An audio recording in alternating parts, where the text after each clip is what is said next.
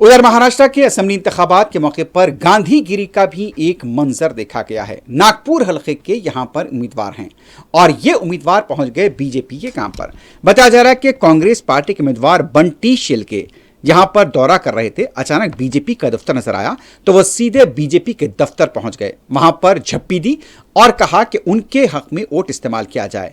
BJP के लोग यहां पर जो कैंप लगाकर बैठे थे, अचानक ताज्जुब से उन्हें देखने लगे कि कांग्रेस पार्टी का उम्मीदवार यहां पर बंटी शिल्के उनके दफ्तर पहुंच गया है और उनसे वोट मांग रहा है।